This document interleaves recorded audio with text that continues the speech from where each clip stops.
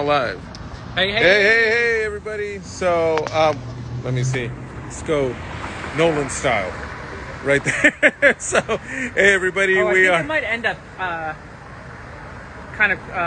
like people will just see us sideways. So we'll just fit in frame like that. There we go. So, we are in Burbank getting ready for the second half of Barbenheimer. We just did the first half. We just saw Barbie at the Alamo Draft House, which is a fantastic venue. Originally from Texas. But now we've got the Draft House in LA. It was a fun venue to see Barbie. It's kind of the best, I think, for the kind of vibes. Barbie's all about the atmosphere. You can get a whiskey milkshake, which we all got. It was a great spot. And as for the movie, I think we all agree, and it's fun. Our comrade Jose was with us too. He's on his way now to join us for Oppenheimer. So hopefully we'll get him for early thoughts on Oppenheimer at 2 a.m. or whenever. When we get out. But I think in general, what we can agree with is that it was fun. It's a very fun movie. I enjoyed it. I went in completely open-minded. I had no idea what I was going to get, but I would say there were flashes of, I would almost say, subversive moments with some of the best dance sequences I've seen in a recent big-budget movie. Yeah, I mean, I liked it as a radical feminist manifesto that Gerwig somehow managed to sneak into this Barbie movie that Mattel hired her to do. I would say a radical manifesto. I would say that's the thing. For me, it's such a mixed bag, this movie, and I find it very interesting because there are some genuinely very I would say relatively pointed, however not very deep, insights onto gender roles in modern society. Yes. The patriarchy, which, boy, they use that word maybe 50 times in the whole movie. But see, that's the thing. I think that Gerwig was hired to do a Barbie movie, right, by Mattel. And she instead writes this very surreal, subversive satire about gender relations, about a woman's role in society. I'll agree with you on the surreal, and I'd say where the movie excels is when it goes full surrealism. How they incorporate Barbie world in relation to the real world, I thought was done in a fun way.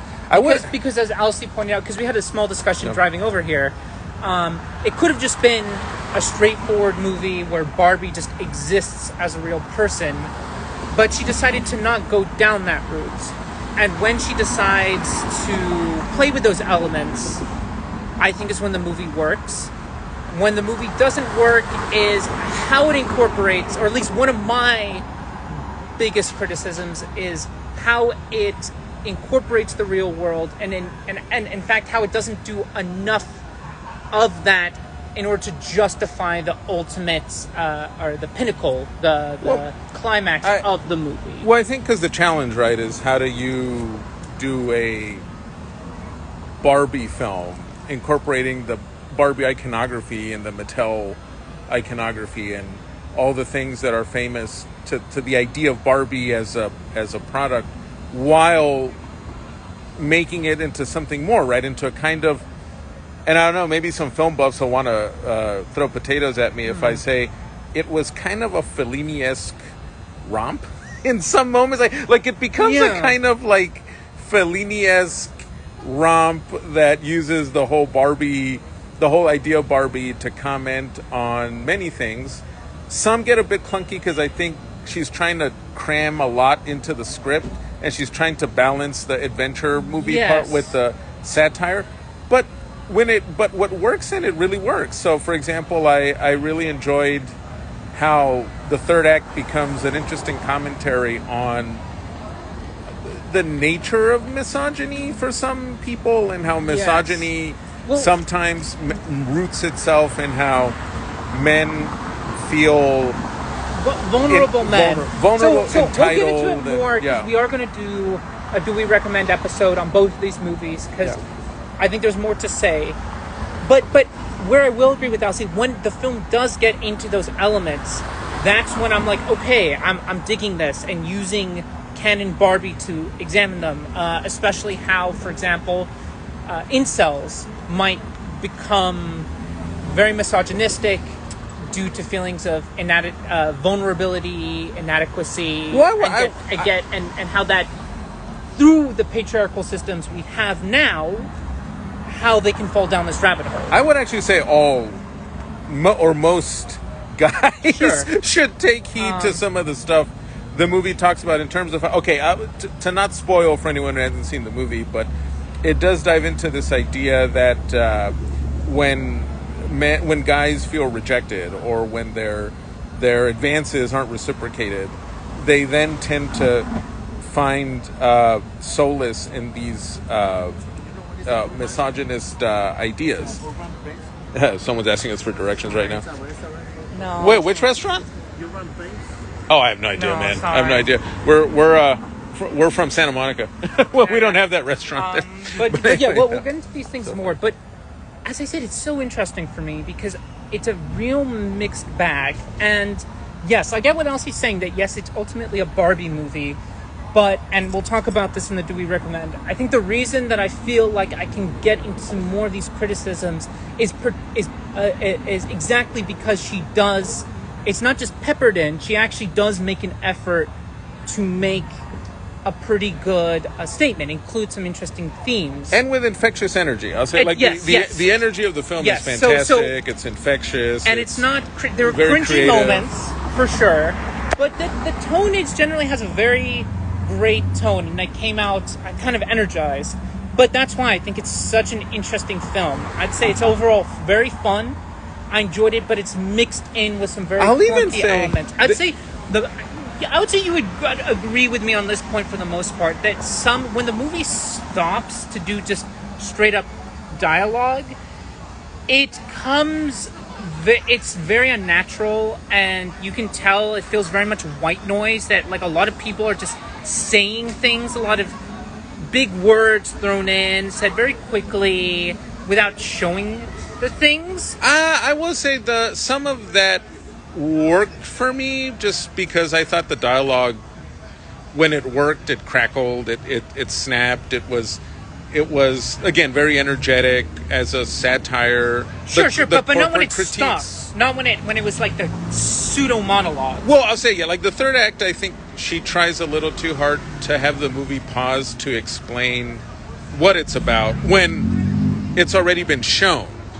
That's a very good point, Versala. They actually do have a moment with that, but it's precisely those things that, because they included them, right? It's not because they weren't there, but precisely because she does bring those elements in there, that she could have tackled them more, which raises the whole question of what this movie wanted to be and how she could have done it given the constraints of it being Barbie and all this Brothers stuff. So we will get into that more in the Do We Recommend. This is more just like... Benny's asking, who do you think the target audience is? It's actually... Good question. Yes, I think it connects to the Versal Arts comment, which is...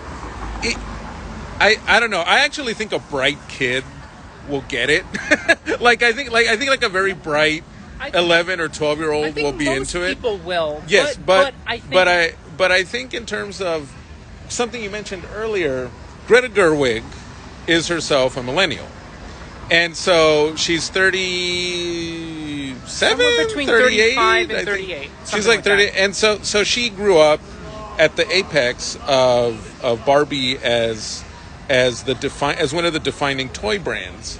So if you have very clear memories of growing up with Barbie, Gerwig's film really kind of is aimed more. I think kids will get into the colors and the look of it for a while. I don't know if it'll sustain their attention for the entire run of the movie.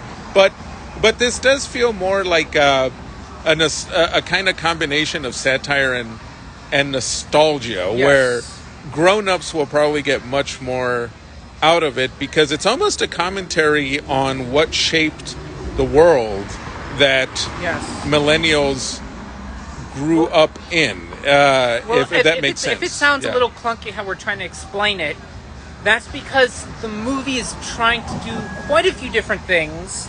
Some it does more successfully than others, but it's wrapped up with Yeah. this kind of pop aesthetic.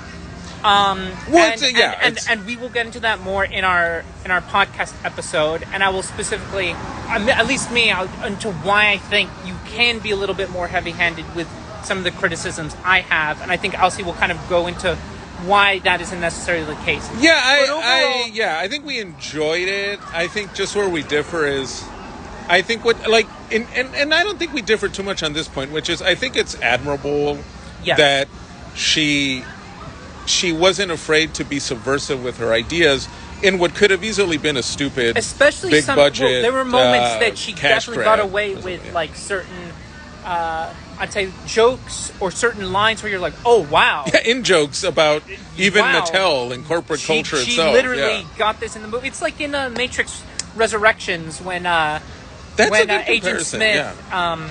makes the joke about the parent company Warner Brothers forcing them to make a Matrix sequel, and you're just like, really? But see, what's interesting is the way Wachowski did it with Matrix. I thought that was an interesting film, but the way she did it with Matrix is what, if Gerwig had gone all the way like that with this movie, it wouldn't have gotten, I don't think it would have gotten the hype or the audience it got, because, again, it's a very interesting experiment where you're balancing commercial appeal with social commentary, which is very, very tricky to do.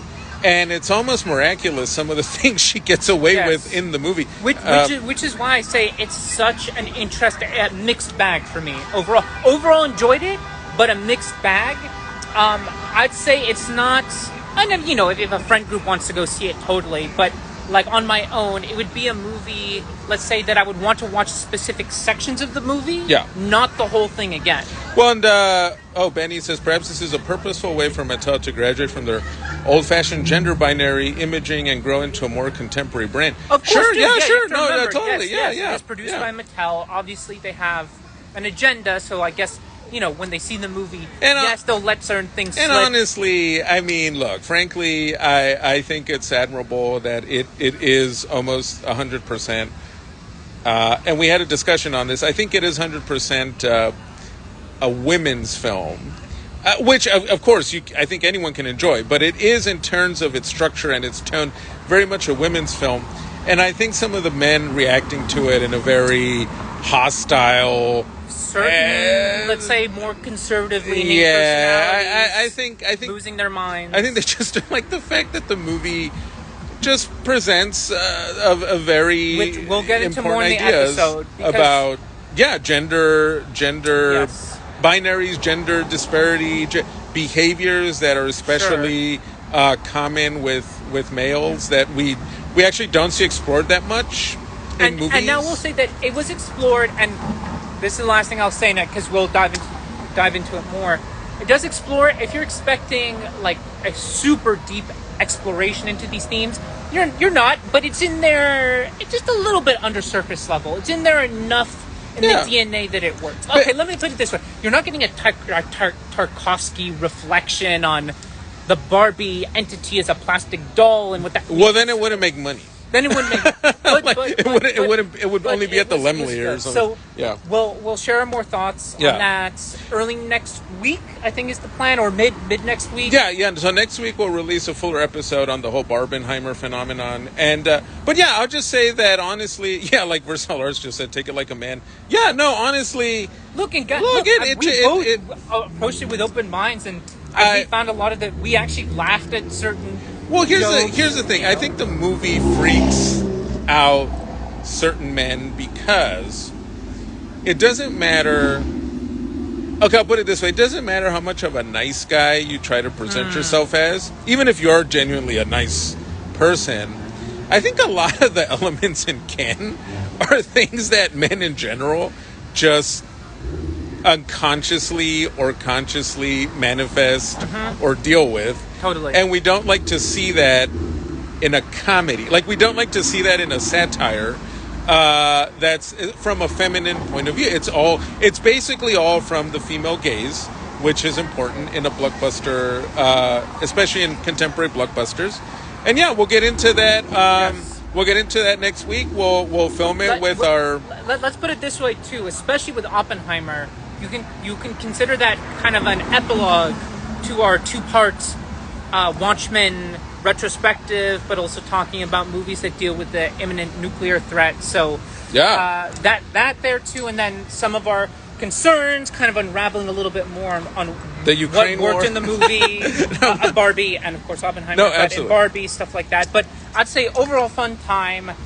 I thought it was funny that some males were offended. What does that say about themselves? Well, it just says that we don't like to face up to stuff. Well, that's one of the things Yeah. that the movie talked about. It's- That cult. Yeah, but No, we'll no, get about no. that more. But I think it's because it includes those elements with the Ken played by Ryan Gosling that I think a lot of, again, not throwing any names out yet. Benny, did you see Sound of Freedom? I'm curious if it lived to the hate. Honestly, I might watch it out of morbid curiosity, especially because Jim Caviezel. You know what? Let's Jim put it this way. Caviezel, If you can pirate it, do it.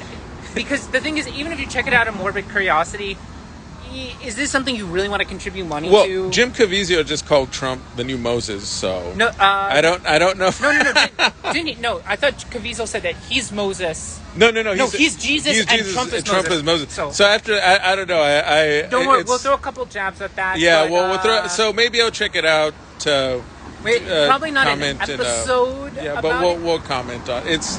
We might- That movie does raise very interesting political. However, one of the things we discussed way down the line is to maybe do an episode that explores the topic of religion in film, but not in a proselytizing kind of way. So movies like Noah or Jesus Christ Superstar, floating around that idea. Well, because the success of Sound of Freedom actually, it opens a window into an interesting subculture in American culture that's not discussed in secular or even liberal circles, which is why I think the success of Sound of Freedom caught so many people off guard. They can't believe it made like $100 million, but it's because they're not even aware of the nature of this interesting subculture that exists. But we'll get into it. We'll get into it in detail. And Jose just texted me. He has it right. Producer, so yes, so we're gonna go meet up with But, Jose yes, check in our for episode for soon. Barbenheimer. We're still working on our Michael Mann episode 3. We're working hard. Big one coming We're doing up. a lot of research, a lot of films to catch up on. We'll just say we're planning to complete that series for the premiere Ferrari on Christmas. Yes. But anyway, all right, everybody. We Take will care. see you and all we'll soon. see you at 2 in the morning. Yep.